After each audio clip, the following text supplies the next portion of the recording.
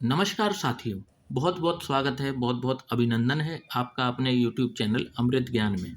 प्रिय साथियों, आज इस वीडियो के माध्यम से हम बात करेंगे कुंडली में सरकारी नौकरी के योग।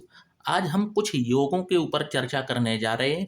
यदि ये योग आपकी लग्न पत्रिका में मौजूद हैं तो आपको निश्चित तौर पर, यदि आप विद्यार्थी जीवन जी रहे हैं तो आपको निश्चित तौर पर सरकारी नौकरी के लिए प्रयास करना चाहिए, जो कि आपको सहज रूप से लग जाती है यदि ये योग मौजूद होते हैं। साथियों, गवर्नमेंट जॉब विद्यार्थी जीवन में लगभग लगभग हर विद्यार्थी के लिए एक सपना होता है, क्योंकि गवर्नमेंट जॉब में काफ़ी बेनिफिट होते हैं और फाइनेंशियल स्टेबिलिटी भी रहती है। तो साथियों, देर ना करते हुए हम अपने वीडियो की शुरुआत करते हैं और जान लेते हैं मेष लग्न से लेकर के मीन लग्न तक आखिर वे कौन से ग्रहों के योग हैं जो आपको गवर्नमेंट जॉब दिलाने में सहायक बन जाते हैं। तो साथियों, हमारा जो पहला योग है वो कुछ इस प्रकार से है। ये आप सामने देख रहे हैं, खाली जन्म पत्रिका है। अब मैं पहले योग की चर्चा करने जा रहा हूं। तो साथियों, मेष लग्न में ग्रहों के कुछ इस प्रकार से योग बनेंगे, जैसे कि चंद्रमा यदि द्वितीय भाव में बैठा होगा, या फिर गुरु बैठ जाए चतुर्थ भाव में, चंद्रमा बैठ जाए चतुर्थ भाव में, या फिर इनका कॉम्बिनेशन हो जाए गुरु और चंद्रमा का चतुर्थ भाव में। ठीक है, ये ना हो तो एक योग ये देख लीजिए कि सूर्य पंचम भाव में विराजमान हो जाए या नवम भाव में विराजमान हो जाए, या फिर मंगल दशम भाव में विराजमान हो जाएं। ये बात केवल मेष लग्न की चल रही है। मंगल दशम भाव में विराजमान हो जाएं, या कुछ भी नहीं है तो गुरु या तो चतुर्थ भाव में विराजमान हो या नवम भाव में विराजमान हो। यहाँ जो मैं प्लेनेटरी पोजीशन की बात कर रहा हूँ, यहाँ पर जैसे मान लीजिए इस भाव में दो ग्रह हैं तो ये ज्यादा मजबूत योग हो गया। ठीक है, अगर एक ग्रह भी मौजूद है, जैसे मान लीजिए यहाँ पर सिर्फ जो है गुरु मौजूद हो और चंद्रमा ना भी हो, तो भी यहाँ पर ये योग का निर्माण हो जाएगा। परंतु यदि चंद्रमा भी हो गया तो ये मजबूत योग और ज्यादा मजबूत हो बन जाएगा। जैसे मेष लग्न में अगर मंगल दशम भाव में विराजमान है, व्यक्ति को फोर्सेस की नौकरी, जो भी गवर्नमेंट जॉब्स हैं, फोर्सेस की नौकरी में ट्राई करना चाहिए, इनको सहज रूप से लग जाती है। सूर्य पंचम भाव में हो, नवम भाव में हो, इनको बहुत बेनिफिट मिलता है सरकार से। तो और ऐसा देखने में भी आया है कि सूर्य यदि पंचम भाव में है, नवम भाव में है, तो हो सकता है कि इनके जो फादर हैं वो भी गवर्नमेंट जॉब में ही हों।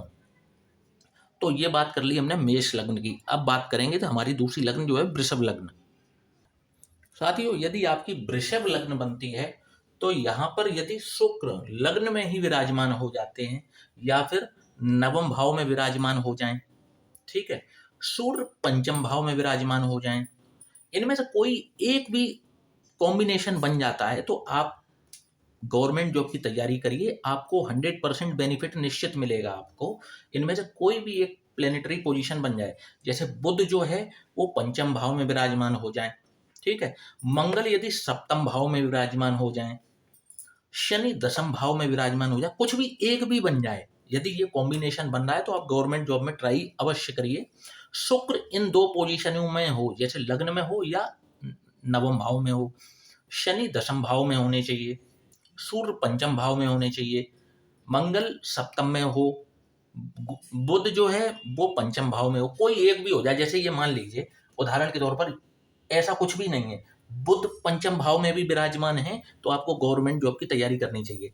आप ऊपर के सारे ग्रह हटा दीजिए, केवल मंगल जो है ये सप्तम भाव में विराजमान हो जाए, आप तैयारी कर लीजिए। इनमें से कुछ भी ना हो, शनि केवल दशम भाव में विराजमान हो, आप तैयारी करिए, आपको निश्चित तौर पर बेनिफिट मिलेगा। अब बात करते हैं हमारी अगली लग्न जो है मिथुन लग्न। साथियों, यदि मिथुन लग्न आपकी है तो बुध लग्न में विराजमान हो जाएं, चतुर्थ भाव में विराजमान हो जाएं, तो ये एक राजयोग बनाते हैं, गवर्नमेंट जॉब लगने के चांसेस बन जाते हैं। शुक्र यदि पंचम भाव में विराजमान हो जाए, दशम भाव की यदि बात की जाए तो या तो शनि विराजमान हो जाएं या गुरु बृहस्पति यहां पर विराजमान हो जाएं, और इनमें से यदि कोई भी कॉम्बिनेशन नहीं बन रहा है, यदि सूर्य तृतीय भाव में विराजमान है जो कि पराक्रम का भाव है, तो यहां पर भी ये गवर्नमेंट योग के चांसेस बना देते हैं। तो आप देख लीजिए, यदि इनमें से कोई एक भी ग्रह जो है इन भावों में विराजमान है और आपकी लग्न यदि मिथुन लग्न है तो आपको अवश्य प्रयास कर लेना चाहिए। साथियों, अब बात करेंगे अगली लग्न जो है कर्क लग्न। साथियों, यदि आप भी कर्क लग्न के जातक हैं तो चंद्रमा या तो आपकी लग्न में विराजमान हो जाए या दशम भाव में विराजमान हो जाए। अब चंद्रमा की बात हटाइए, यदि मंगल पंचम भाव में विराजमान हो जाए या दशम भाव में विराजमान हो जाए। इसके अलावा यदि गुरु नवम भाव में विराजमान हो जाए या दशम भाव में विराजमान हो जाए तो ये बहुत प्रोमिनेंट योग है। यदि ये योग बन रहा है तो आपको गवर्नमेंट जॉब में प्रयास करें, आपकी सहज रूप से नौकरी लग जाएगी। यदि आपके पास गवर्नमेंट जॉब के लिए एलिजिबिलिटी बची है, आपके पास एज बची है, तो आपको निश्चित प्रयास कर लेना चाहिए। साथियों, अब हम हमारी अगली लग्न जो है सिंह लग्न, उसके बारे में चर्चा करेंगे। सिंह लग्न में सूर्य यदि लग्न में ही विराजमान हो जाए या नवम भाव जो कि भाग्य का भाव है, यदि यहाँ विराजमान हो जाते हैं तो ये एक अच्छा योग निर्माण कर देते हैं। मंगल यदि चतुर्थ भाव में विराजमान हो जाए या फिर नवम भाव में विराजमान हो जाए तो भी ये एक बहुत ही प्रबल योग है सरकारी नौकरी का। इसके बाद में गुरु यदि पंचम भाव में विराजमान हो जाए या दशम भाव में विराजमान हो जाए तो भी ये एक प्रोमिनेंट योग है। और सूर्य यदि दशम भाव में विराजमान है तो यहाँ पर ये सेलिब्रिटी बनने तक का योग बनाते हैं। और यदि आप सरकारी नौकरी की तैयारी करते हैं तो आपको हायर लेवल पे तैयारी करनी चाहिए, क्योंकि यहाँ पर ये IAS PCS तक के योग निर्माण करते हैं। अब आप तैयारी करते हैं कि नहीं, ये आप पर डिपेंड करता है कि आपको गवर्नमेंट जॉब मिलेगी या नहीं मिलेगी। अगर यदि आप तैयारी ही नहीं करेंगे तो फिर आपको गवर्नमेंट जॉब कैसे मिलेगी। यदि आप तैयारी भी करें और आपको इस प्रकार के योग निर्माण हैं अगर कुंडली में, तो आपको नौकरी मिलने के बहुत प्रबल चांसेस बन जाते हैं, वो भी अच्छी अधिकारी वाली ऑफिसर्स रैंक आपको यहाँ पर मिलती है। इसके बाद हम अपनी अगली लग्न की बात करेंगे जो कि है कन्या लग्न। साथियों, कन्या लग्न में यदि बुध लग्न में विराजमान हो जाए, गुरु चतुर्थ भाव में विराजमान हो जाए या फिर दशम भाव में मंगल विराजमान हो जाए अथवा बुध विराजमान हो जाए या फिर शुक्र जो है वो भाग्य भाव में विराजमान हो जाते हैं, तो ये भी एक बहुत प्रबल योग का निर्माण हो रहा है और ऐसे व्यक्तियों को सरकारी नौकरी का प्रयास अवश्य करना चाहिए। साथियों, अब बात करेंगे तुला लग्न की। यदि आपकी भी तुला लग्न है तो शनिदेव इन 3 भावों में विराजमान हो, लग्न चतुर्थ और पंचम, या फिर चंद्रमा दशम भाव में विराजमान हो जाए, बुध जो है वो नवम भाव में विराजमान हो जाए अथवा सूर्य जो है वो एकादश भाव में विराजमान हो जाए, तो ये प्रबल योग का निर्माण है। शनि यदि लग्न में विराजमान होते हैं तो आप देखेंगे ज्यादातर मामलों में लोग न्याय के क्षेत्र से जुड़कर ही कार्य करते हैं, परंतु यदि वे नहीं कर रहे हैं तो उनको ऐसा प्रयास करना चाहिए। शनि लग्न में बैठ करके तुला लग्न में व्यक्ति को न्यायाधीश तक बना देते हैं। यदि व्यक्ति प्रयास करता है, मेहनत करता है, तो ऐसे व्यक्ति न्यायाधीश तक के पद तक अवश्य पहुंच जाते हैं। जिस कैरियर को ये चुनते हैं उसमें ये शिखर पर जरूर जाते हैं।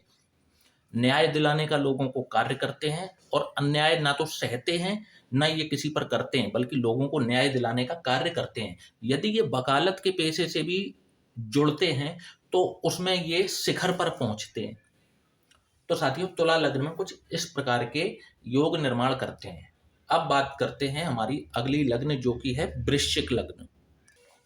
साथियों, यदि आपकी वृश्चिक लग्न है और ग्रहों के योग कुछ इस प्रकार के बन रहे हों, जैसे मंगल लग्न में विराजमान हो अथवा तृतीय भाव में विराजमान हो अथवा पंचम भाव में विराजमान हो या फिर दशम भाव में विराजमान हो जाएं, तो ये बहुत अच्छा योग है। यदि लग्न में विराजमान होते हैं तो ये रोचक नामक पंच महापुरुष राजयोग का निर्माण होता है और ऐसे व्यक्ति को गवर्नमेंट जॉब मिलने के बहुत अधिक चांसेस हो जाते हैं। यदि लग्न में मंगल है, ये प्रयास करें, इनकी गवर्नमेंट जॉब जरूर लगेगी। और ज्यादातर मामलों में आप देखेंगे इनकी नौकरी फोर्स में होती है, फोर्स में काम करना ये पसंद करते हैं। तो इस प्रकार से ये निर्माण हो जाता है। सूर्य दशम भाव में विराजमान हो जाए, गुरु पंचम भाव में विराजमान हो जाए, शुक्र सप्तम भाव में विराजमान हो जाए अथवा चंद्रमा जो है नवम भाव में विराजमान हो जाए। इनमें से कोई एक भी ग्रह यदि इस पोजीशन पर है तो इनको गवर्नमेंट जॉब का प्रयास निश्चित तौर पर करना चाहिए। साथियों अब हम अपनी अगली लग्न के बारे में बात करने जा रहे हैं, जो कि है धनु लग्न। साथियों धनु लग्न में यदि गुरु बृहस्पति लग्न में विराजमान हो जाएं, चतुर्थ भाव में विराजमान हो जाएं, अथवा मंगल पंचम भाव में विराजमान हो जाएं, या फिर बुध सप्तम भाव में विराजमान हो, या फिर दशम भाव में विराजमान हो, तो भी ये एक अच्छे योग का निर्माण होता है। इसके बाद यदि सूर्य नवम भाव में विराजमान है, या फिर चंद्रमा जो है वो एकादश भाव में विराजमान है, तो व्यक्ति को गवर्नमेंट जॉब के क्षेत्र में सफलता मिलने के पूरे प्रबल चांसेस बन जाते हैं। साथियों अब हम अपनी अगली लग्न के बारे में बात करेंगे, जो कि है मकर लग्न।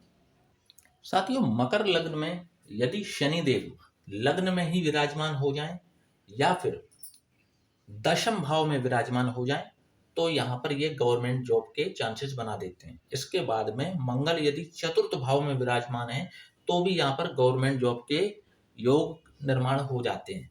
शुक्र यदि पंचम भाव में विराजमान हो अथवा दशम भाव में विराजमान हो, तो भी यहाँ पर ये प्रबल योग बनाते हैं।